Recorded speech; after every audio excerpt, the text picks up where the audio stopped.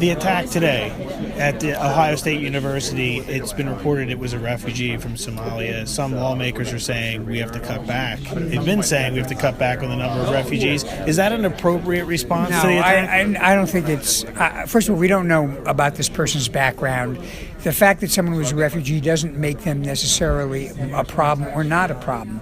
It's like we have people like Dylan Roof, who's not a refugee, and he killed people in a church.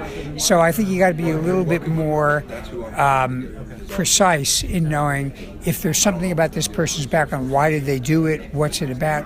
Otherwise, you're going to wind up excluding everybody, including people born here from the country, because you're always going to find somebody who committed an act of violence that comes from a particular background. You also mentioned the fence during the event, that the 600 miles of fence when you were secretary.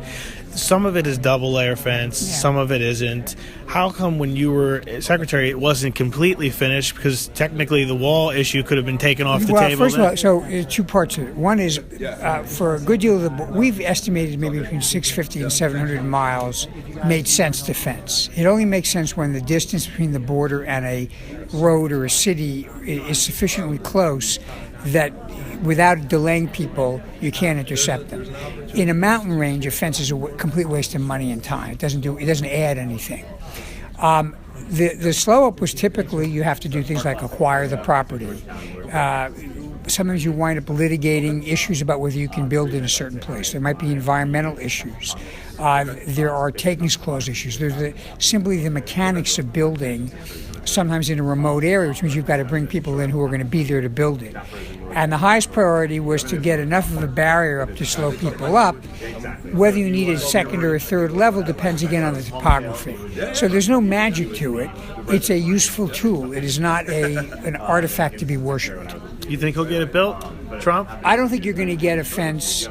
Let me put it this way. It'd be colossally wasteful. In a high mountain range, what's a fence going to do for you?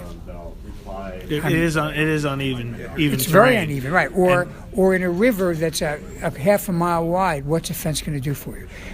It's more important to have situational awareness with radar, surveillance, and have the mobility to be able to intercept people and detain them before they disappear. So the fence is it's a tool. It is not a panacea. Thank you so much.